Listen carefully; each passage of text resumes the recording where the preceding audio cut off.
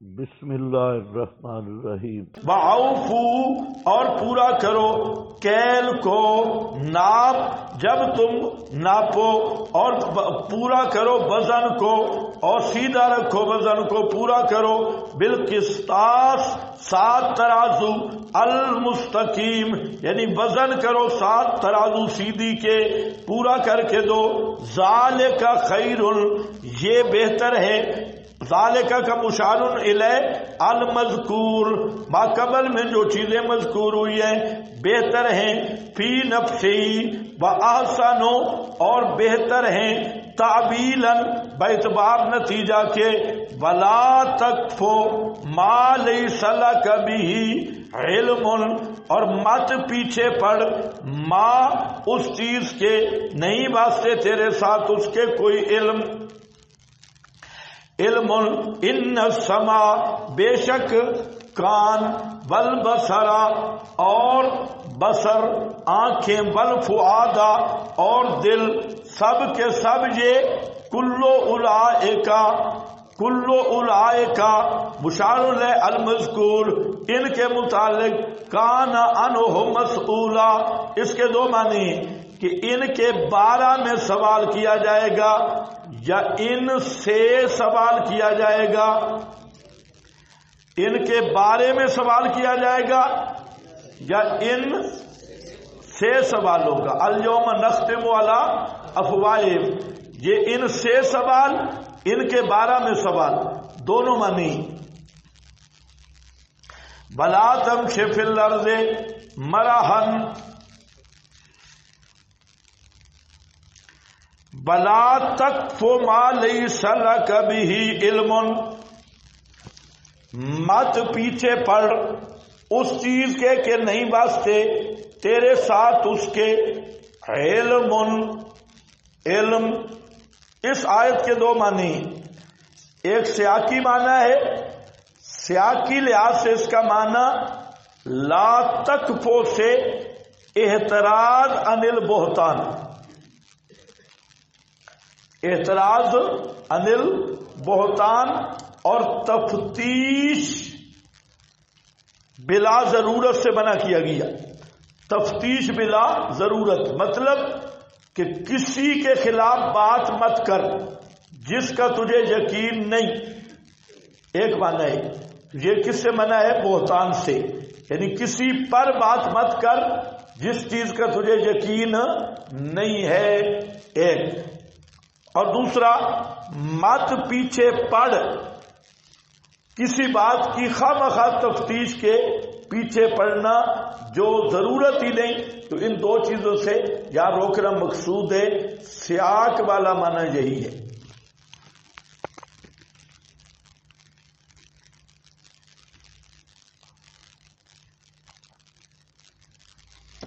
دوسرا، لا تکفو بے معنی لا تعتقد، علم قرآنی اصطلاح میں کہتے ہیں دلیل قطعی، یہ علم مقابل ظن کے دلیل قطعی، اور آیت کا معنی یہ ہے کہ مت عقیدہ رکھ اس چیز کا کہ نہیں تیرے پاس ساتھ اس کے قطعی دلیل۔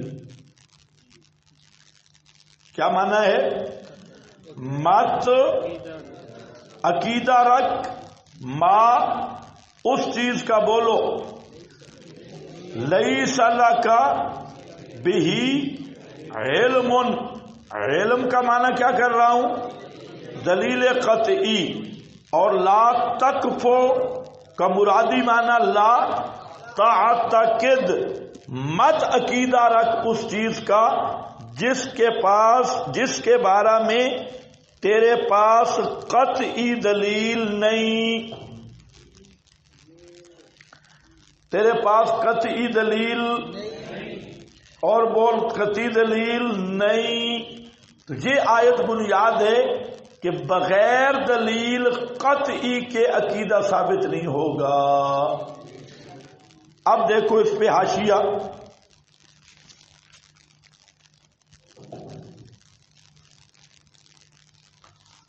ہاں بھائی جلدی.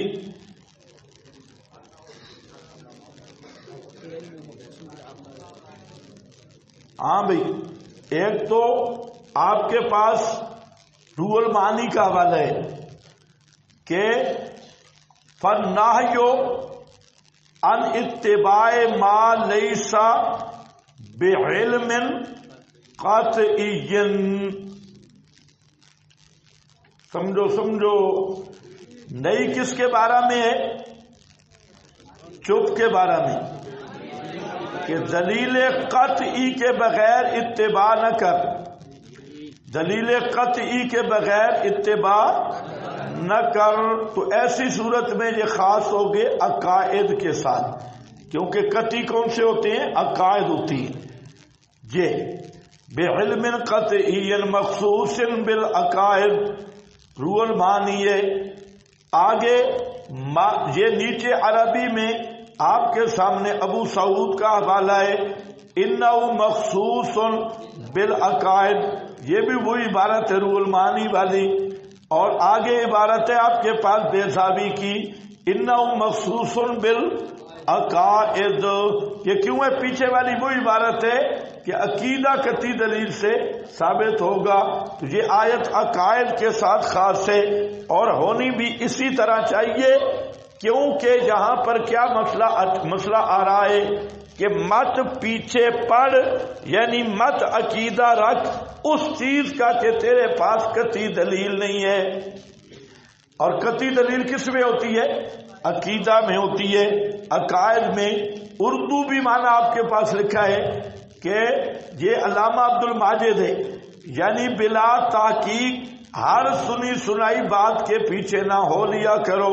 البتہ مختلف مسائل کی تحقیق کے درجہ مختلف ہوتے ہیں اور ہر مسئلہ کے متناسب فقہا اصولی جین نے کہا ہے کہ قطعیات کے دلائل بھی قطعی ہونے چاہیے اور ظنیات میں ظنی.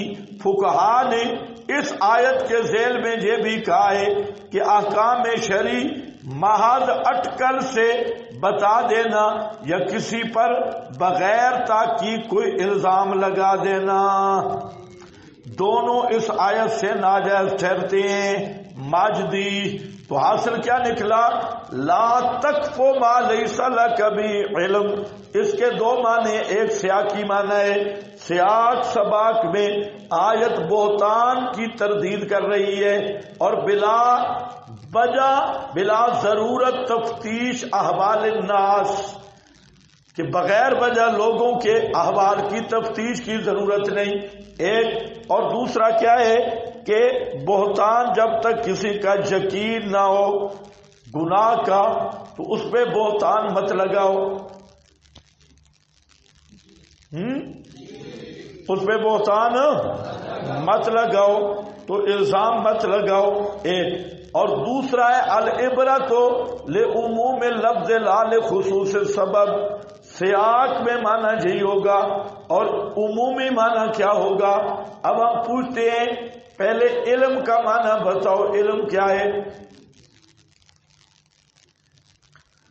علم یقینی چیز کو کہتے ہیں بھائی. ظن اور علم کیا ہے؟ مد مقابل ہے. تو علم کیا ہوتا ہے؟ یقینی اور قطعی چیز.